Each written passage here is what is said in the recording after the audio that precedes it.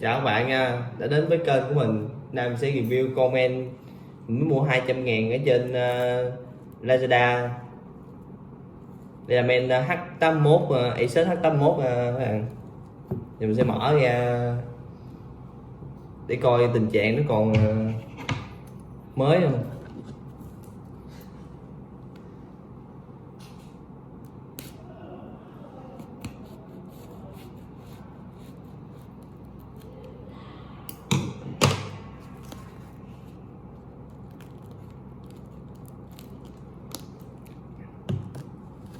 Shop này đóng hàng kỹ các bạn, bó kỹ càng.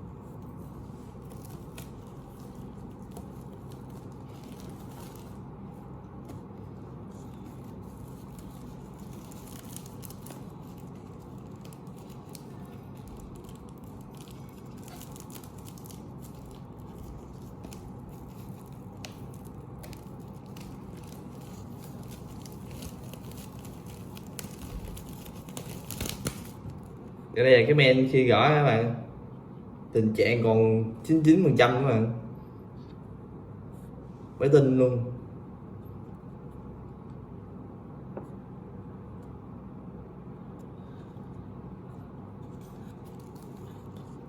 Sao nè, còn tem nữa bạn. Thì men này mấy bạn có thể chạy với CPU dòng thế hệ thứ tư, RAM xài RAM D3 đó, còn mới tin luôn. Có chỗ này nó hơi gỉ kỹ này chắc, nhưng mà giá 200 thì mua được cái men mới tin gì thì quá là hơi rồi.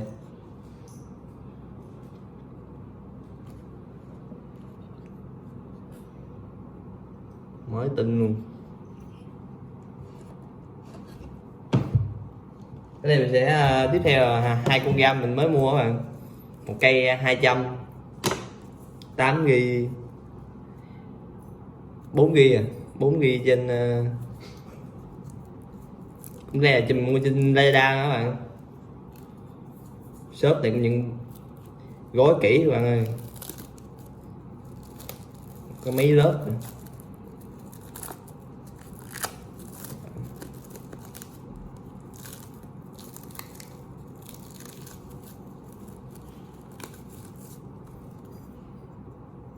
Gam này là gam Tigon các bạn, 4GB DDR3 bớt 1300, còn tem luôn.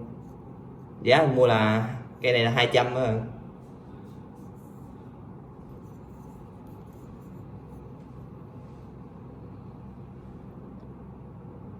Tinh luôn.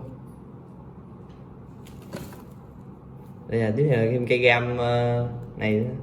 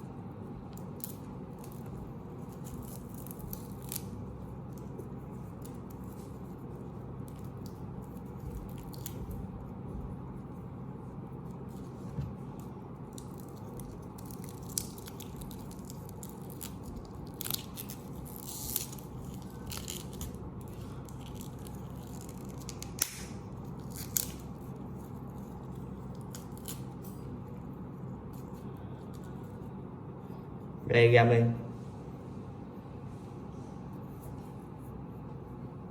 Tình trạng còn 99% các bạn ơi, mới tin.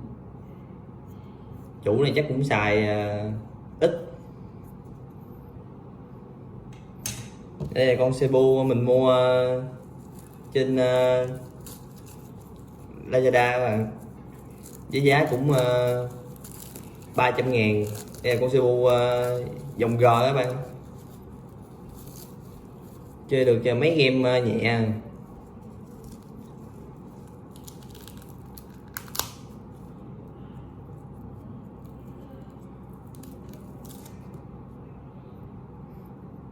Để tảng nó che mình không biết cái Cebu này gì nữa. Nói chung là tình trạng mới các bạn, mới tin luôn.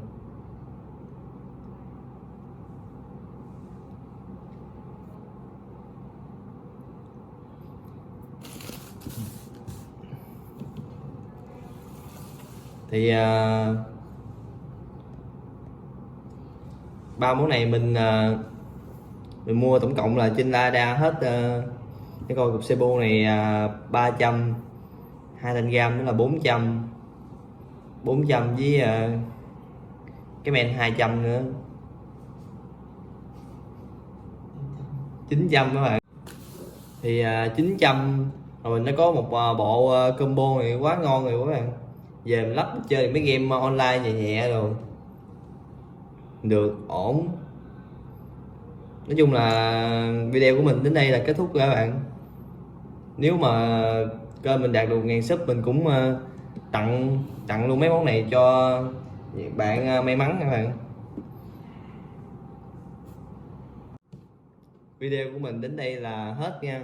Hẹn gặp lại bạn trong những clip lần sau của kênh mình.